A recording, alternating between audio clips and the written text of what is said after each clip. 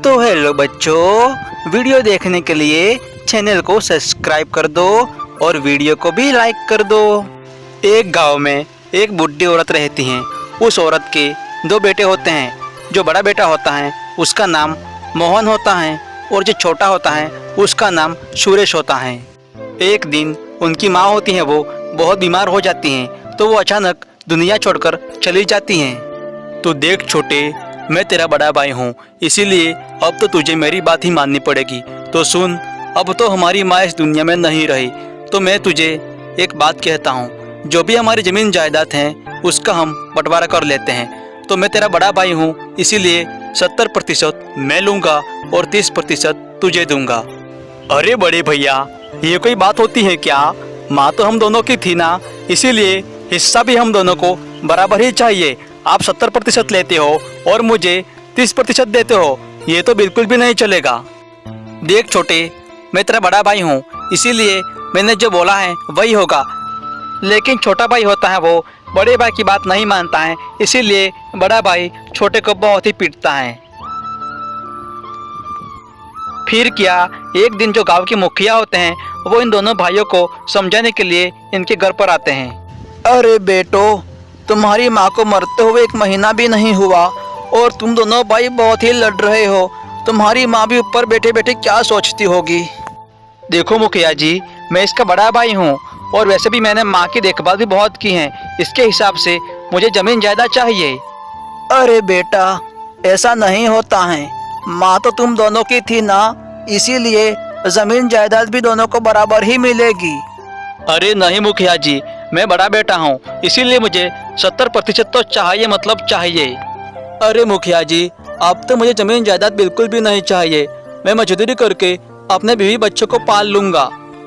जो सूरज होता है वो तो मेहनत मजदूरी करके 1 साल में नया घर भी बना लेता है और अपनी पत्नी के साथ आराम से रहता है। अरे सावित्री, मैं बाजार से कुछ सामान लाता हूँ, इतने में तुम खाना बनाने की तैयारी करो।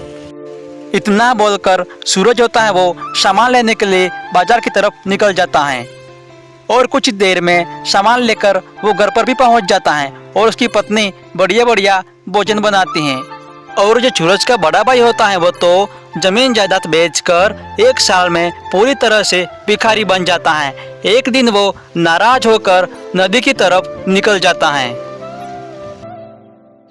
तभी वो नदी के पास में जाकर वह जोर जोर से रोने लगता है और रोते रोते उसकी माँ को वो बहुत ही याद करता है। तभी अचानक नदी में से हलचल शुरू हो जाते हैं और उसके सामने एक जल देवता प्रकट हो जाती हैं। अरे तुम क्यों रोते हो मेरे पास में आकर? जरूर तुमने कुछ बुरा काम किया होगा, इसीलिए भगवान ने तुमको बुरा वक्त दिया है। लेकिन तुम चिंता बिल्कुल भी मत करो, मैं तुमको आशीर्वाद देती हूँ, तुम्हारे अच्छे दिन जरूर आएंगे। जल देवता ने शायद सही कहा है, इसीलिए मुझे अब मेहनत तो करनी ही पड़ेगी। अगले सुबह मोहन होता है वो बोरी में नारियल भरकर वह बेचने के लिए अपने घर से निकल जाता है और वो अच्छी जगह देखकर अब एक जगह बैठ जाता है। तभी इसके पास में कोई नहीं आता है, लेकिन तभी अचानक एक आदमी आता है। अरे भाई, आजकल नारियल का क्या भाव है? अरे भैया, एक नारियल का 30 रुपये है, लेकिन अगर आप 2 लोगे तो मैं 10 रुपये कम कर दूंगा।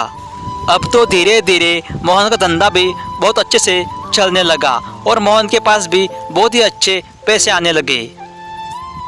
अरे छोटे, मुझे तू माफ़ कर देना।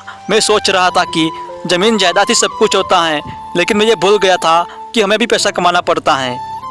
अरे बड़े भैया, मुझे कोई बुरा नहीं लगा, गलती तो हमेशा होती रहती है। और हेलो गाइस, वीडियो को लाइक कर दो और चैनल को सब्सक्राइब कर दो और जल्दी से कमेंट भी कर दो, कमेंट।